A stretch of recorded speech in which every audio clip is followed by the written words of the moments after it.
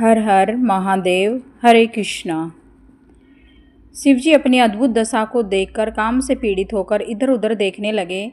उनके क्रोध से समस्त दिशाएं कांपने लगी। देवता डर गए, स्वयं कामदेव भी घबरा गए। कामदेव को धनुष धारण किए देखकर भगवान शिव के क्रोध में और बढ़ोतरी हो गई, जिससे उनका तीसरा नेत्र खुल गया और उनके तीसरे नेत्र की अग्नि से कामदेव उसी प्रकार भस्म हो गया जैसे कोई फल वृक्ष से गिरकर समाप्त हो जाता है। यह देखकर पार्वती अपने घर चली गई। कामदेव के भस्म हो जाने पर उसी पत्नी रति विलाप करने लगी। उसके करुणा रूप विलाप को देखकर समस्त चराचर जीव भी दुखी हो गए। समस्त देवता रति को समझाने लगे तथा शिवजी को प्रणाम करके उनकी स्तुति करने लगे। शिवजी ने देवताओं से कहा, अब तो रति का पति भगवान श्री कृष्ण का पुत्र बनकर रुक्मणी के गर्भ से उत्पन्न होगा और उसका नाम प्रद्युम्न होगा। संबर नाम का दानव उसे चुराकर समुद्र में फेंक देगा। यह रति संबर के नगर में निवास करेगी और इसका पति मिल जाएगा। देवता बोले, हे प्रभु, कामदेव को तो हमने भेजा था, वह देव कार्य के लिए आया था। यह रति उस समय तक जीवित कैसे रहेगी? तब तक आप ही इसकी रक्षा करें। यह सुनकर भगवान शंकर बोले, देवताओं, यह कामदेव फिर भी तो शीघ्र ही जीवित हो जाएगा और मेरा गण बनकर आनंद करेगा। मैं शीघ्र ही तुम्हारा भी कार्य संपन्न करूँगा, परंतु यह बात किसी को पता नहीं चलनी चाहिए। अब तुम सब अपने अपने स्थानों को पधारो। कामदेव के भस्म हो जाने के पश्चात पार्वती जब अपने घर पहुंची तो उन्हें 24 घंटे खाते पीते, उठते बैठते, सोते जागते शिवजी का विरह सताने लगा। तब एक दिन ऋषि नारद घूमते फिरते हिमाचल के यहाँ पधारे।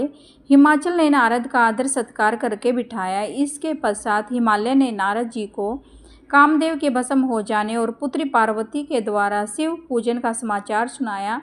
नारद जी ने पार्वती के पास जाकर बोले, हे पार्वती, तुमने बिना तप किए भगवान भोलेनाथ को प्राप्त करने की कोशिश की थी और तुम्हारे अंदर कुछ अभिमान भर गया था। अब तुम भगवान भोले शंकर को प्राप्त करने के लिए तप करो। नारद जी ने पार्वती को ओम नमः शिवाय पंचाक्षर मंत्र की दीक्षा दी और उसकी विधि बताकर नारद वहाँ से चले गए। नारद के बताए अनुसार पार्वती ने अपने पिता हिमाचल से शिवजी को प्राप्त करने के लिए तपस्या करने की आज्ञा मांगी। पिता हिमाचल ने कहा, तुम अपनी माता से पूछकर तप करने चली जाओ। माता ने कहा, तुम घर में तपस्या कर सकती हो, वन में तो अनेक बाधाएं उत्पन्न होती हैं। स्त्रियों का शरीर वन में रहकर तप करने योग्य नहीं होता। पार्वती यह सुनकर अत्यधिक दुखी हुई। पुत्री को दुखी देखकर माता ने वन में ही तपस्या करने की आज्ञा प्रदान कर दी।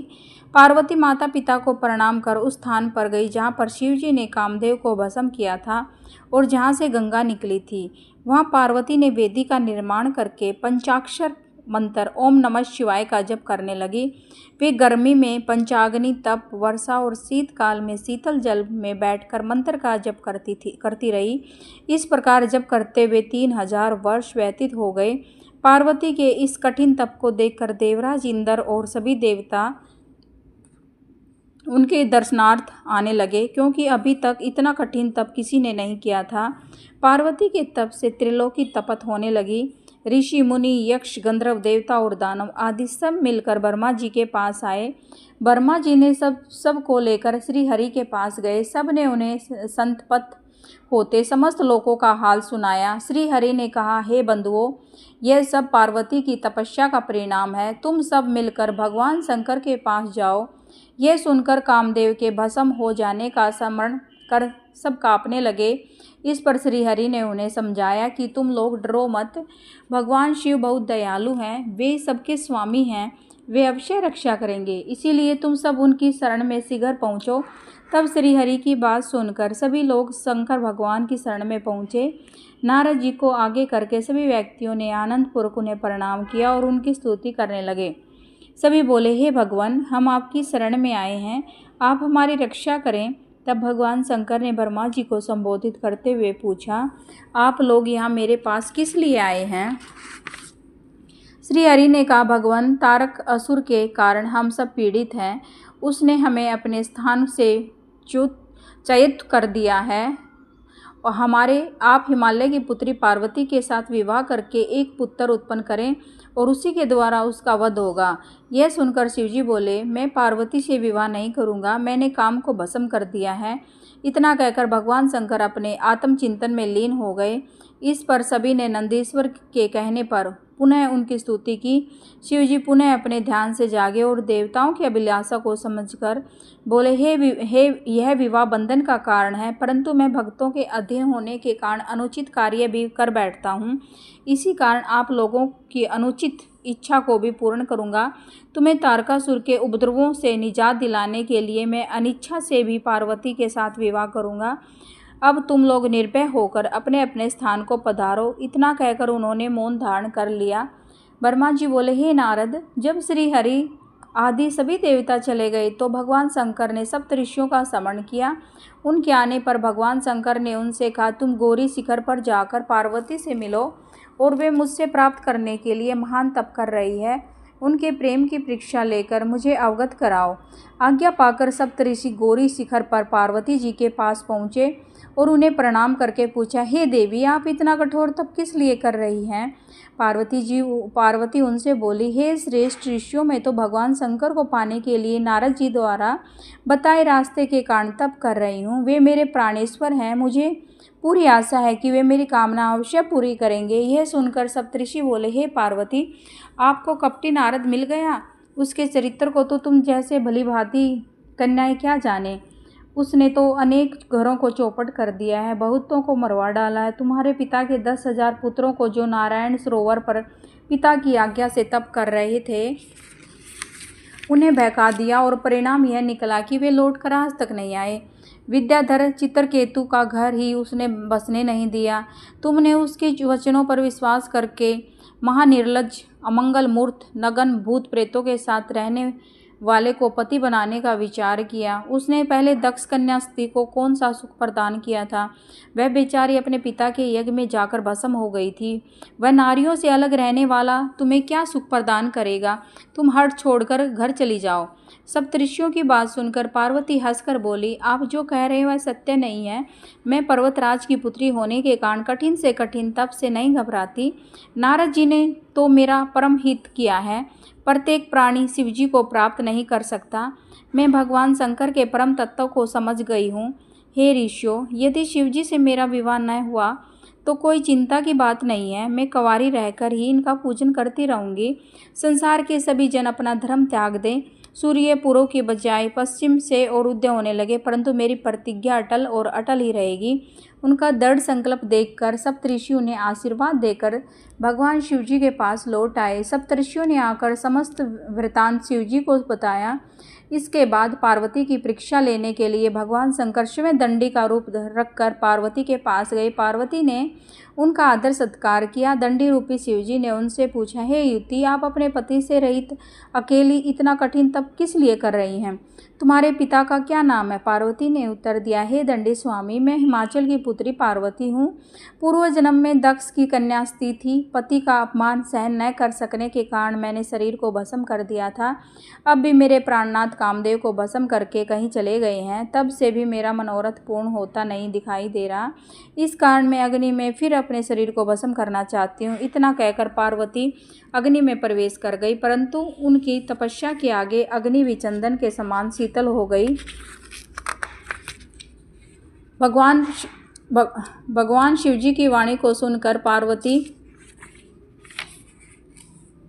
इसके पश्चात ब्राह्मण के रूप में आए शिवजी से पार्वती बोली, हे ब्राह्मण देवता, मैं कर्म और वाणी से भगवान शंकर की पत्नी बनना चाहती हूँ। मुझे पता है ये काम अत्यंत मुश्किल है, फिर भी मेरी यह कामना है कि मैं उनकी पत्नी बनूं। इस पर ब्राह्मण वेशधारी शिवजी बोले, हे देवी, तुम गलती कर रही हो। मैं अपने गुरु की कृपा से शिवजी को अच्छी तरह जानता हूँ। वे हमेशा नग्न रहते हैं, भस्म लगाए रहते हैं और नंदी नामक बूढ़े बैल की सवारी करते हैं। इससे पहले उनके साथ सती को भी कोई सुख प्राप्त न हो सका। तुम तो इस संसार में परम सुंदरी हो, इसलिए तुम शिव को छोड़कर विष्णु, इंद्र आदि अन्य देवताओं में से किसी एक को पति बना लो। शिवजी में पति बनने का कोई गुण उपस्थित नहीं है। यह सुनकर पार्वती को ब्राह्मण देवता पर क्रोध आ गया। वे बोली, इसी प्रकार की निंदा करके यहाँ से सप्तऋषि भी चले गए। तुम उन्हें नहीं जानते हो, क्योंकि ब्रह्मा विष्णु उन्हीं की छत्र छाया में सुख भोग रहे हैं। शिवजी तो परम पिता हैं, उनकी आयु का कोई अनुमान नहीं लगा सकता। सर्वसमर्थ शिवजी की निंदा करने वाले को कहीं भी स्थान नहीं मिलता। 8 प्रकार की सिद्धियां उनके चरणों में अपने सिर झुकाती हैं। अब आप मेरे सम्मुख शिवजी की निंदा न करना। इस प्रकार कहकर पार्वती शिव के ध्यान में मगन हो गई। ब्राह्मण देवता और कुछ समझना चाहते थे, परंतु पार्वती ने अपनी सखी विजया से कहा, इस नीच ब्राह्मण को यहाँ से भगा दो, यह फिर से शिवजी की बुराई करेगा। शिवजी की निंदा करने वाला तो दोषी होता ही है, परंतु इनके साथ निंदा सुनने वाला भी उतना ही दोषी माना जाता है। नहीं तो मैं ये स्थान छोड़कर चली जाती हूँ। इतना कहकर पार्वती जाने को तैयार हो गई। ऐसा देखकर शिवजी अपने वास्तविक रूप में प्रकट हो गए और पार्वती से बोले, तुम कहाँ चली? मैंने तुम्हारी परीक्षा ली थी, जिसमें तुम सफल हो रही हो। तुमने तपस्या से मुझे अपने वश में कर लिया है। तुम्हारे सम्मान स्त्रीलोक में कोई तपस्वी नहीं है। हे प्राण प्रिय, तुम मेरी अनादिकाल से पत्नी रही हो। मुझे तुमने अपने वश में कर रखा है। भगवान शिवजी की वाणी को सुनकर पार्वती जी की प्रसन्नता का ठिकाना न रहा। वे बोली, हे प्राणनाथ, आपने मुझे क्यों बुला दिया? आप मुझे पत्नी के रूप में स्वीकार करने की कृपा करें। यह सब वृतांत घर जाकर अपने पिता से बता देती हूँ। आप मेरे पिता से मुझे पत्नी रूप में मांग लें। इस तरह पार्वती जी भगवान शिवजी को प्रणाम करके चुप हो गई। शिवजी तथास्तु कहकर कैलाश को चले गए और वहाँ पहुंचकर उन्होंने नंदीश्वर आदि गणों को यह शुभ समाचार सुनाया, जिसे सुनकर सब बड़े खुश हुए। पार्वती अपने घर को चली गई। पार्वती का आने का समाचार जानकर हिमाचल और मैना अपने पुरोहित तथा संबंधियों के साथ विमान पर आरूढ़ होकर उन्हें लेने को आ गए। यह सब समाचार सुनकर पूर्ववासी भी आ गए और सब जय जयकार के नारे लगाने लगे। ब्रह्मा जी ने नारद से बोले, पार्वती की शिवजी में भक्ति देखकर इंद्र आदि देवता सोचने लगे कि हिमाचल कन्यादान करके दुर्लभ मोक्ष के अधिकारी बन जाएंगे, वह दिव्य रूप धारण करके शिवलोक में पहुंच जाएंगे। यह बात ठीक नहीं है। इतना सोचकर वे गुरु बृहस्पति की सेवा में गए और उन्हें पूरे समाचार से अवगत कराया। बृहस्पति जी ने उन्हें बताया कि आप लोग इस प्रकार भगवान शिव की निंदा न करें। वैसे यह मेरे वश की बात नहीं है। तब देवता लोग ब्रह्मा जी के पास जाकर उनसे बोले, ऐसा कोई उपाय बताओ जिससे हिमाचल शिवजी को कन्यादान न कर सके। ब्रह्मा जी ने नाराज होकर कहा कि क्या मैं ऐसा करके नरकगामी बनूं? तुम स्वयं ही शिवजी के पास क्यों नहीं चले जाते, जिससे तुम्हारा मनोरथ पूर्ण हो जाएगा। तब सभी देवता स्वयं ही भगवान शंकर के पास जाकर उनसे बोले, हे प्रभु, हम आपकी शरण में आए हैं और उनसे अपनी शंकाओं को बताओ। भगवान शंकर ने उनकी बात मान ली और वे स्फटिक माला पहनकर वैष्णव रूप सन्यासी बनकर हिमाचल की सभा में गए। वे वहाँ शिवजी की निंदा करने लगे। इसका परिणाम ये हुआ कि मैना और हिमाचल ने शिवजी को कन्यादान न करने का निश्चय कर लिया। जब ब्राह्मण वेशधारी ने शिवजी की निंदा की तो मैना घबरा गई और उन्होंने पार्वती का विवाह शिवजी के साथ न करने का निश्चय कर लिया। वह बोली, मैं पार्वती को समुद्र में बहा सकती हूँ, परंतु शिवजी को अपनी कन्या नहीं दूंगी। इतना कहकर मैना विलाप करने लगी। भगवान शिवजी ने कैलाश पर पहुंचकर सब ऋषियों को बुलाकर कहा, मैं पार्वती की तपस्या से खुश हूँ और वह मेरी अर्धांगिनी बनने योग्य है, परंतु हिमाचल इसके लिए तैयार नहीं है। तुम वहां जाकर हिमाचल और मैना को समझाओ, जिससे वे पार्वती का विवाह मेरे साथ कर दें। सप्तऋषि हिमाचल के पास गए। हिमाचल ने सप्तऋषियों का आदर सत्कार किया, उन्हें आसन प्रदान किया और उनके पधारने का कारण पूछा। सप्तऋषि बोले, हे हिमाचल, तुम पार्वती का हाथ भगवान शंकर को सौंप दो और शंकर भगवान त्रिलोकी के पिता हैं और पार्वती माता, इससे तुम्हारा जीवन सफल हो जाएगा। हिमाचल बोले, आप सत्य कह रहे हैं, परंतु अभी एक वैष्णव ब्राह्मण ने आकर मुझे अनेक दोषों से अवगत कराया है, जिसके कारण पार्वती की माता मैना को भवन में बैठी और उनका विचार अब किसी भी कीमत पर उनके साथ अपनी बेटी का विवाह करने का नहीं है। यह सुनकर सप्तऋषियों ने अरुंधति को मैना के पास समझाने के लिए भेजा। अरुंधति ने मैना को समझाया और पार्वती तथा शिवजी के विषय में यथार्थ ज्ञान से परिचित कराया। ऋषियों ने भी हिमाचल को समझाया कि शिवजी को अपना दामाद बनाकर जीवन को सफल बनाओ। उन्होंने समझाया कि ब्रह्मा विष्णु उनके ही रंग हैं और धनपति कुबेर उनके सेवक हैं। यदि तुमने प्रेम पूर्वक कन्यादान न किया तो वे बल प्रयोग करके तुम्हारी कन्या को अपनी पत्नी बना लेंगे। पार्वती तो जन्म जन्मांतर से उनकी पत्नी है।